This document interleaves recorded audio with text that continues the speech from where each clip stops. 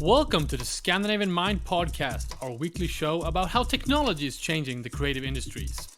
Today on the program, design and fashion at Tech Arena.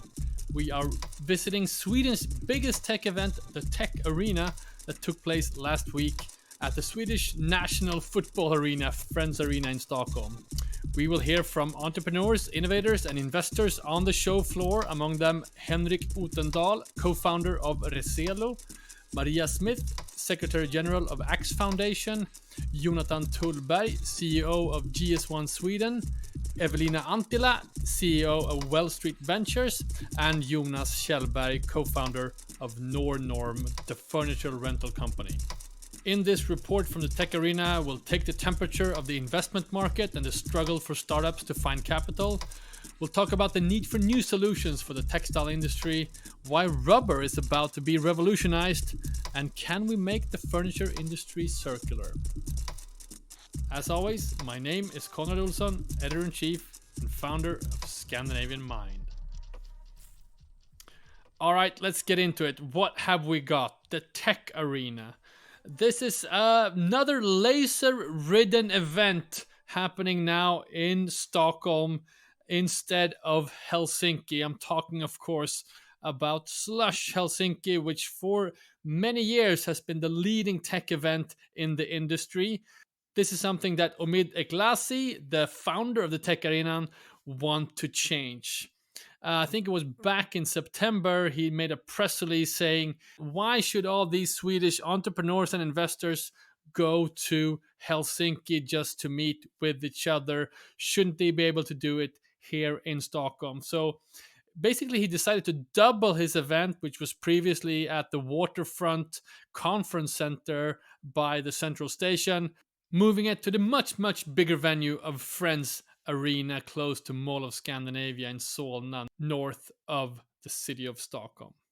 So how did they do? Well, I gotta say, I love the event. I thought it was a great vibe. I met a lot of interesting investors, many of the most important ones I saw on the floor. We had Erik Karlsson, head of H&M Ventures. We saw the founder of E-Equity, Patrik Hedelin. Of course, also the CEO of Wellstreet Ventures, Evelina Antilla, which we'll hear from later in this episode. So a bunch of investors, also a bunch of entrepreneurs. I really enjoyed the Pitch 40 startups that were there to pitch their idea to visiting investors and other stakeholders, among them Green Code Ventures, which I noticed was in the jury. My only comment, which I did a little funny little video about on Instagram and LinkedIn, was, what about the lasers? Why lasers? Why do the exact same visual effects that Slush is doing in Helsinki? Slush is known for its lasers. They're doing it really well. There's just a ton of lasers at the Slush event. The Stockholm event was approximately 20% of the amount of lasers that I experienced in Helsinki. So I just felt like it could be another kind of vibe doing it in Stockholm. I get that you want to kind of take the competition up with Slush, but maybe then you should differentiate. If they sig, you should sag. You should do something else. One comment on LinkedIn was, why not make it all about birch trees or something? As much as I love the tech industry, I do feel it needs an upgrade in terms of its aesthetic. And as much as I like lasers, I do find them amusing. But there should be another way of framing this. Also, I don't know if you want to attract, interesting top speakers, international speakers. Maybe you need to offer something else. One of the things that attracts people to Stockholm is, of course, our nature, the closeness to water, all that. Couldn't that be integrated? It's actually funny to note that both of the big tech events are in this dreadful months of November in Helsinki and February in Stockholm. Couldn't anyone do this in a much beautiful session in May, perhaps, when I go Sauna Lab do their AI session in May? It's just a lovely time to be in Stockholm. Anyway, this was a great event. They had some high-profile international speakers. Um, Obviously, Al Gore was there. Steve Wozniak, founder of Apple. Jessica Meyer, one of our astronauts here from the Nordics, which was quite exciting. So I do feel like they put a good international level of the event. But of course, Scandinavian Mind, we are mostly interested in the kind of fashion and design angle of things. And we did find a few gems in the program and on the floor. One of them came from the Pitch 40 schedule. His name is Henrik Otendal. He's the co-founder of something called Reselo. Very interesting company that I've been keeping my eye on now for the last year. It's interesting because they have an innovation taking the bark of birch trees and making it into rubber, creating an opportunity for sustainable rubber. I don't know if you noticed, but no one in this kind of sneaker side of things, sneaker industry, no one's talking about sustainability. Wonder why. You have all this kind of oil-based rubber made of these shoes. The way the trends have gone the last decade, the shoes are just getting bigger and bigger. So big shoes, oil-based rubber, not good for the environment, but that's something that Reselo wants to change. So here now, Henrik Otendal from Reselo.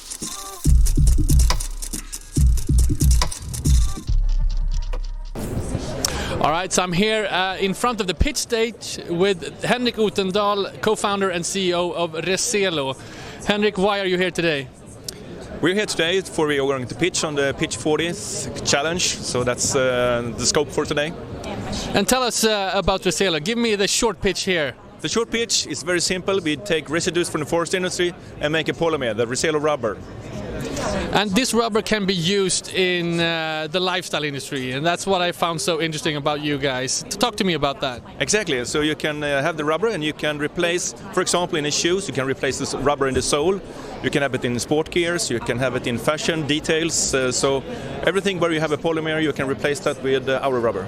Exciting stuff. I think that's a field that no one is really looking at. There's been a very quiet from the sneaker industry with regards to sustainability. So I see a great opportunity there. Talk to me about this technology. How does it work? What we do is that we isolate different kind of fractions in cellulose. So we have developed a process at Wallenberg Wood Science Center where we isolate different kind of fractions, and one of these fractions is really similar to the molecules in rubber and polymers. And the uniqueness with polymers is that you can cure them to create this kind of cross-linking, which makes them really resistant against abrasions and solvents and everything that can affect it. So it's really uniqueness. Not to mix up with plastics, because there are a lot of plastics out and also bioplastics, but this is uniqueness when it comes to bio-based and sustainable rubber. And how long have you been doing this?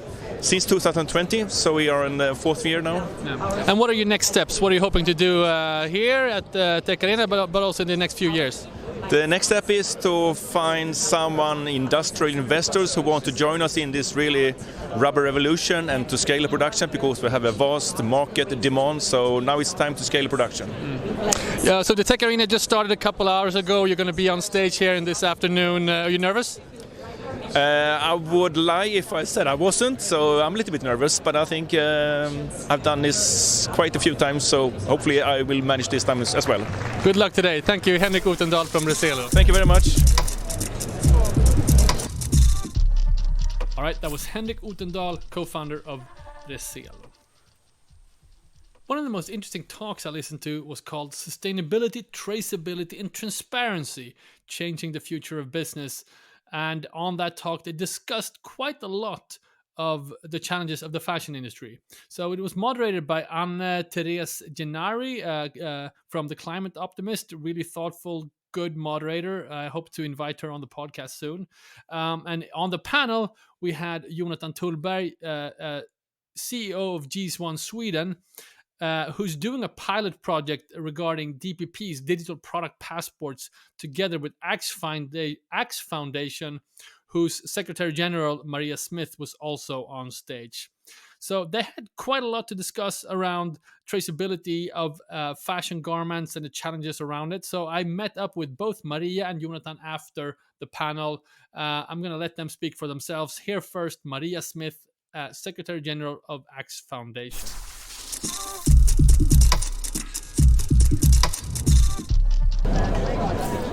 All right, so I'm here with Maria Smith now, Secretary General of Axfoundation, who just came off stage talking about traceability a lot in the fashion industry, which excited me. So this is a topic we cover quite a lot in Scandinavian Mind. So talk about why this is important for the Axfoundation to begin with.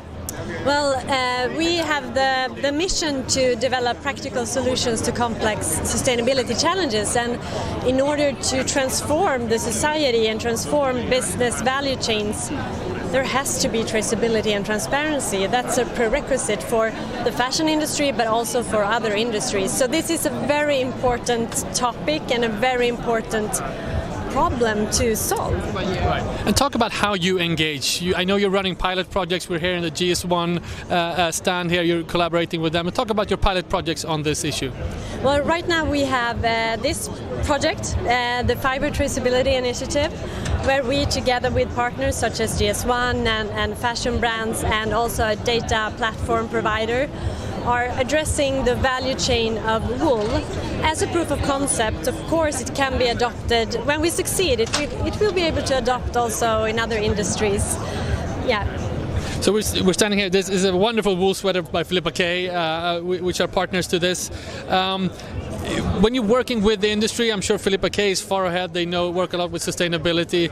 How do you see the fashion industry, their attitude towards some of these issues? Are they optimistic, scared? What do you see? Well, we work with the fashion industry, but also other industries, and I would say that the fashion industry is really there in the forefront. There's in general a high ambition when it comes to sustainability, because of course that's in order for them to be able to have their business in the future, they have to come up with the solutions of how to run that kind of business right now. So I would say there's a really big interest from the fashion industry, and I personally think that there are so many good role models from the fashion industry as well that other sectors can look up to. So I'm glad that we had that collaboration with those partners within the industry. What major challenges do you see for the fashion industry in doing this? What are the obstacles they need to figure out? I mean, it's in general quite complex supply chains, so that's a tricky part. It's not just sort of, okay, let's gather data and share data. No. You have to get a lot of actors on board from your value chain when it comes to traceability and transparency. That's one challenge. And then it comes to us, consumers. In general, consumers are aware and want to take part of this journey and also be more sustainable. But we as consumers also have to adopt and adjust.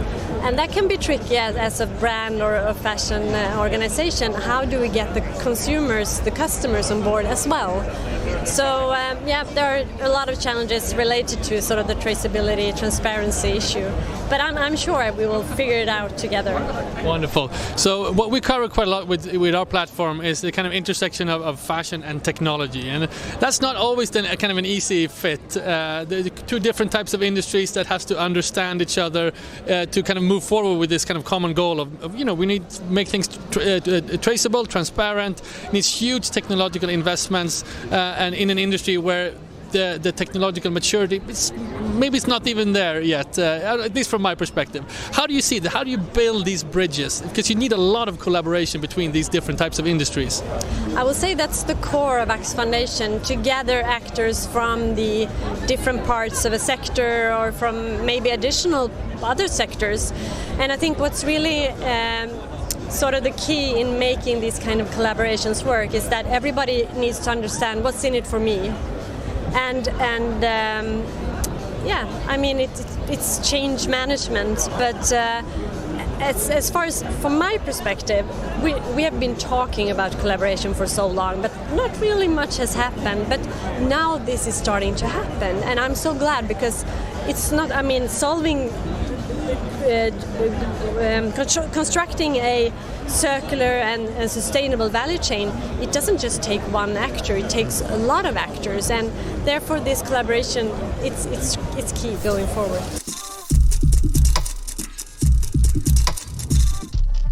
All right, that was Maria Smith from Axfoundation, and after the panel, as I mentioned, I also met up with Jonatan Tullberg. He's the CEO of GS1 Sweden. So listeners of this podcast know that we've had Jonatan's colleague Staffan Olsson on this podcast before, talking about digital product passports. I think what Jonatan spoke about both on the panel and in this interview was really interesting, which is about creating kind of value for consumers and for fashion brands when you start digitizing things. We obviously talked about this at length with Natasha Frank from Eon in the podcast just a couple of episodes ago. But I took now the chance to speak to GS1 Sweden CEO I've never met before, Jonatan Tullberg. So here now, Jonatan Tullberg.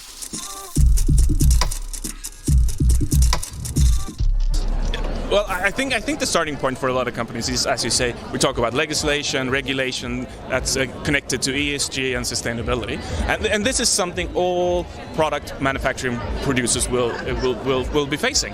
And as part of that, they're gonna need to start understanding more about their traceability, understand more about their value chain. Now that is a lot of information to gather, a lot of data points, and you can see, if you see it as ESG reporting, well, then you don't really capture any value of it. But if you look at that data and integrate it as part of your business, it enables you to do a lot of other cool things. And I don't think it's a lot of investors today, they say they see a very strong correlation between corporate sustainability performance and financial performance. And why is that? And of course, they then use sustainability data as rationale for investment decision. And I think the reason for that is if you can couple having the data in place and knowing how to use it, well, then you create something called ESG intelligence. And ESG intelligence not only allows you to report on regulation, it not only allows you to meet consumer needs, but it also does a lot of other cool things. It allows you to stay ahead of the game. It allows you to look a bit more in the future, so you can capture opportunities you see there. It allows you, with traceability in your value chain, you can drive efficiency in your value chain. So I read a McKinsey study saying that you can increase operating profit by as much as 60% by just having traceability in your value chain. It allows you to attract the right talents, you have the right people in your organization, and it allows you to build your brand and drive your competitive advantage. So you just need to move away from seeing it as a reporting tool to an intelligence tool. I like that. 60%, that's quite a lot. Yes. We're covering this topic quite a lot from the fashion industry perspective. Mm-hmm. You are in some exciting pilot projects. You talked about it on stage with the Axfoundation. In your mind, working with the textile and fashion industry, how do you see the kind of readiness for these issues? What are the concerns? Are they excited about it, worried? How do you see it? Well, so GS1 is an industry neutral, so we work with all industries, and I think some industries are more ahead than others. So industries differs, companies within industries differs. So it's very hard to say one specific area in there. The great thing is things are happening everywhere. So we're starting to learn, we're starting to understand. And I was asked if it's complex. Yes, it's complex, it's difficult, but everyone will be facing it. And we have the tools, we just need to start implementing these tools. Maria talked about this sweater.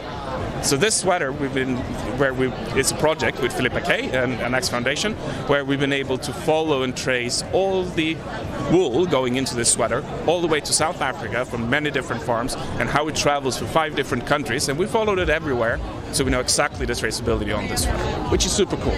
So it can be done, it is being done, it just needs to spread to more. Right.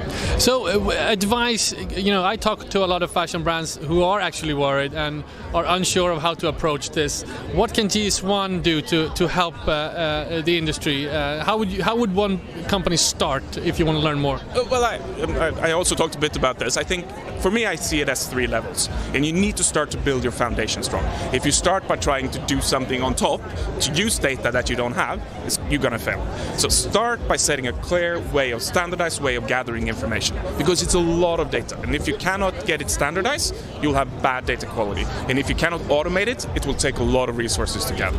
So start with the foundation. Once you get there, make sure everyone in your organization, this is not a supply chain challenge, this is an organizational opportunity. So make sure your strategy team, your brand team, everyone has access to this data, because that's when you really start being able to use it. So get it standardized, gather it in an efficient way, and make sure we start using it. That's the 3 levels.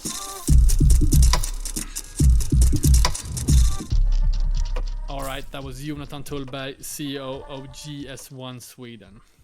So what about the investment landscape right now? I'm working with a handful of startups that are looking to raise money right now. Could be quite tricky. There are a lot of hesitation in the market from the war, the interest rates. The general mood has let many investors become more hesitant. Everything takes much longer. There is money on the market, but it just takes much longer. And I wanted to talk to one of the investors about this. So I met up with Wellstreet Ventures, venture fund here in Stockholm, Sweden, that I know since before and have worked with. We've also had Wellstreet's Jessica Rameau on the Transformation Conference. So I met with Jessica's boss, I guess, the CEO, Evalina Antilla, to talk about the investment market in Stockholm and the Nordics right now. Here now, Evalina Antilla from Wellstreet Ventures.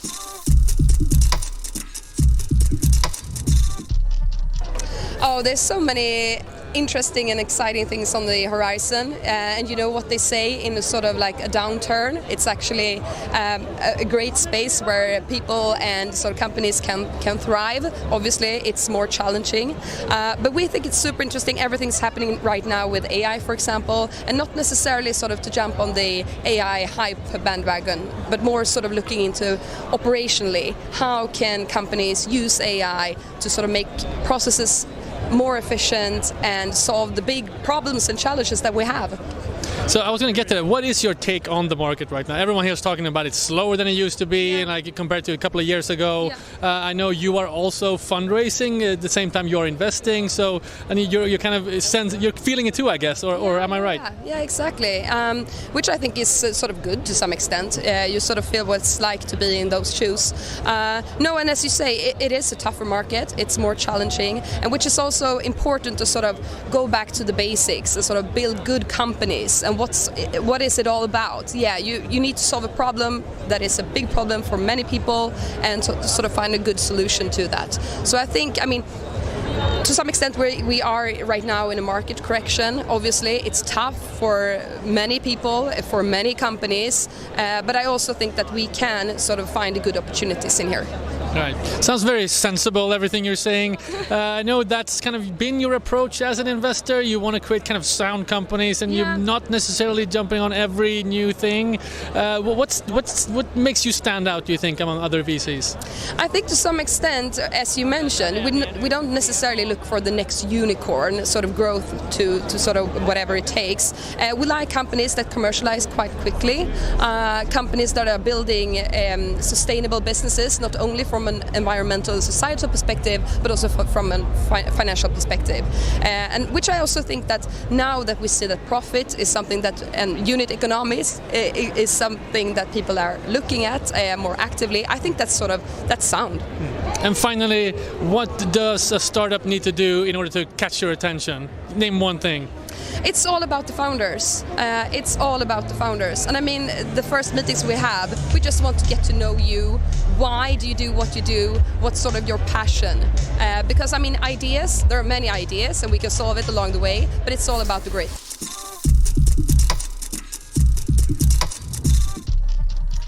All right, that was Evalina Antilla, CEO of Wellstreet Ventures.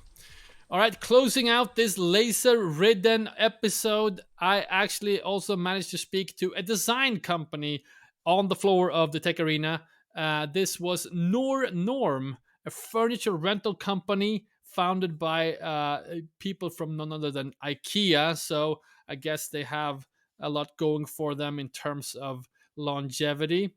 People who observe this space know that there's a company called Beleco, also promising kind of like the Spotify of furniture, making furniture subscribable for companies. This is something that is a hot topic in the industry right now. Can you create a different business model for furniture that's sustainable, more circular, that leads us to take care of our furniture more long-term, throw away less, etc. I met with one of the co-founders of Norm, a guy named Jonas Kjellberg, to talk about this concept. Here now, Jonas Kjellberg of Norm.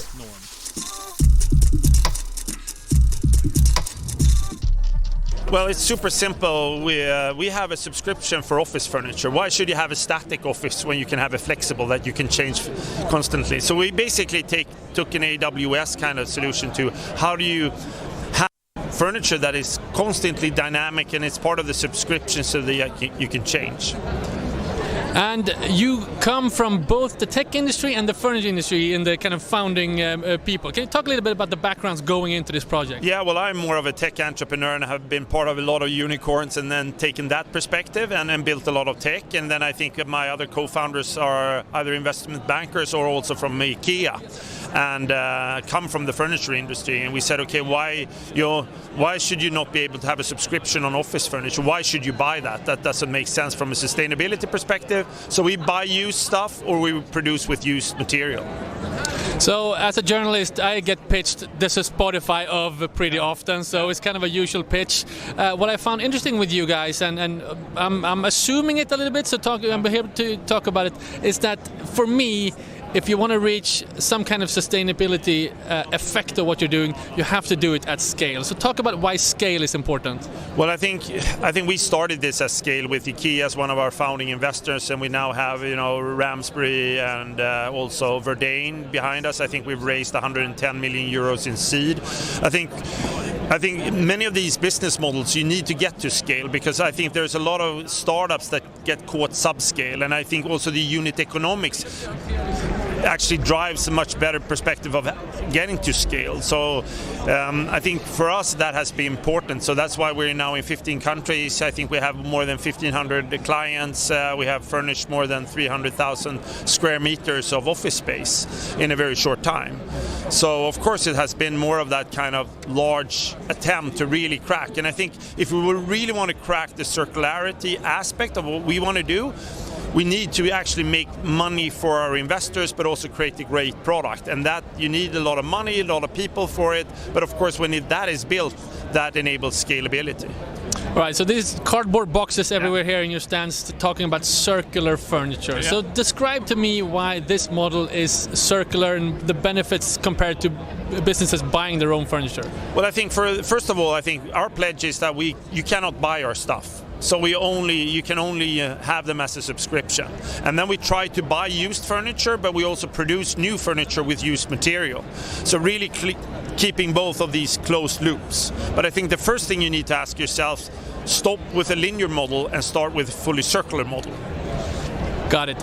And talk about you're a company based both in Sweden and Denmark, from my understanding. There's also kind of a Nordic approach in the terms of the furniture you are leasing or renting or subscribing. Why is the Nordic angle so important for you?